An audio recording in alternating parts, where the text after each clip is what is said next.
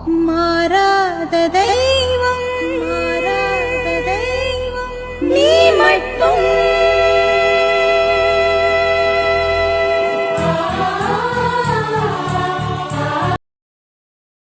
இதன் தூய ஆவியின் திரியேக ஆசீர்வாதம் நம் அனைவரையும் ஆசீர்வதித்து காப்பதாக. ஆமேன்.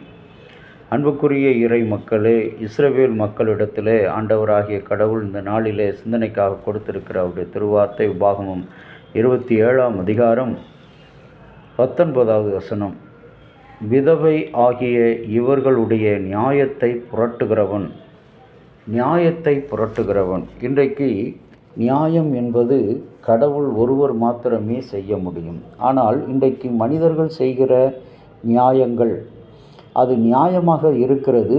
ஆனால் அது புரட்டப்படுகிற நியாயம், புரட்டி பேசப்படுகிற நியாயம், அதை இரண்டு புறமாக சித்தரிக்கப்படுகிற ஒரு நியாயம். ஆகவே தான் ஆண்டவராகிய கடவுள் மோசே கிட்ட சொல்லி இஸ்ரவேல் மக்களுக்கு சொல்லுகின்ற காரியம், திக்கற்ற பிள்ளைகள், விதவைகள் இவர்களுடைய நியாயத்தை நீ புரட்டாதே, இவர்களுக்கு உரிய இடங்களை நீ வழங்க கடமைப்பட்டவன், இவர்களுக்குரிய உணவை கொடுக்க கடமைப்பட்டவன்.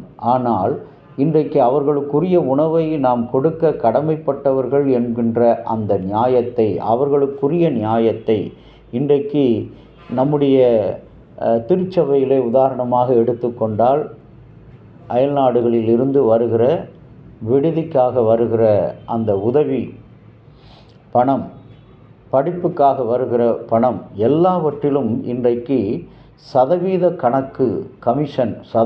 கமிஷன் பெறுகின்ற ஒரு மோசமான இழிநிலை. இப்படி செய்கிறவர்கள் சாபத்துக்குரியவர்கள். உண்மையிலே இந்த திருச்சபையிலே யாருக்கெல்லாம் கல்வி உதவி தேவைப்படுகிறது, எந்தெந்த இடங்களில் இந்த விடுதிகளுக்கு உதவி தேவைப்படுகிறது என்பதை அறிந்து நமது பங்காள திருச்சபைகள் என்ன செய்கிறார்கள்? வீதி வீதியாக அலைந்து சைக்கிளிலே சென்று சிறு பிள்ளைகள், பெரியவர்கள், முதியவர்கள், வாலிபர்கள் எல்லோரும் அங்கே வெளிநாடுகளில் இருக்கிற நம்முடைய சகோதர சகோதரிகள் தங்களுடைய உழைப்பை கொடுத்து நிதியை சேகரித்து அங்கிருந்து அனுப்புகிறார்கள்.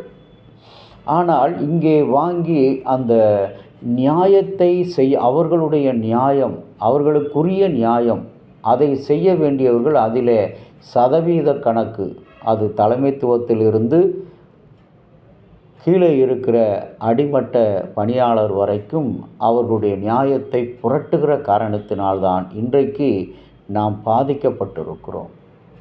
இன்றைக்கு அந்த நியாயம் அவர்களுக்கு கிடைக்காதபடி இருக்கிறது. அவர்களுக்குரிய உணவு, அவர்களுக்குரிய உதவி, அந்த திக்கற்ற பிள்ளைகளுக்கும், அந்த ஒடுக்கப்பட்டவர்களுக்கும், அந்த அனாதைகளுக்கும், விதவைகளுக்கும் உரிய உதவி, அதை இன்றைக்கு சதவீத கணக்குகளிலே நாம் கையூட்டு பெறுகின்ற நிலைதான் இன்றைக்கு நிகழ்ந்து கொண்டிருக்கிறது. இப்படிப்பட்டவர்களை கடவுள் சாபத்துக்குரியவர்கள், இதற்கு மக்கள் அனைவரும் ஒன்று சேர்ந்து ஆமேன் என்று சொல்வார்களாம்.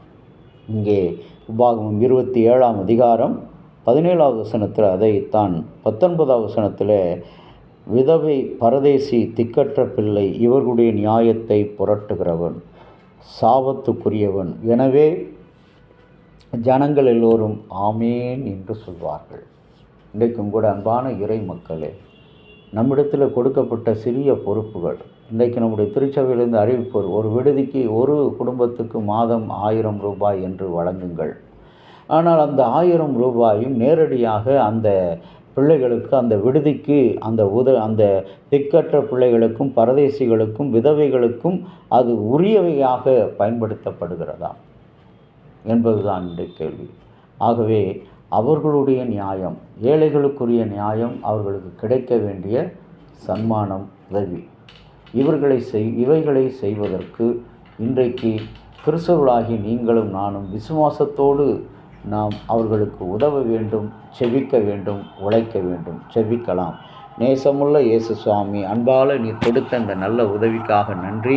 இந்த நாளிலும் ஏழை எளியோருடைய நியாயத்தை நாங்கள் புரட்டாதபடி கிடைக்க வேண்டியதை உரியதை அவர்களுக்குரியதை அவர்களுக்கு கொடுத்து நாங்கள் அவர்களை எங்களோடு அணைத்து கொள்ள எங்களுக்கும் எங்கள் திருச்சபையினுடைய தலைமைக்கும் நீர் அறிவு புகுட்ட வேண்டுமென்று இயேசுவின் நாமத்தில் வேண்டுகிறோம் நல்ல பிதாவே. ஆமேன். தந்தையாகிய கடவுளின் அன்பும் மைந்தராகிய இயேசுனுடைய அருளும் பரிசுத்த ஆவியினுடைய நல்ல உறவும் உங்கள் அனைவரோடு இன்று சதா காலம் கூட இருந்து ஆசீர்வதித்து காப்பதாக.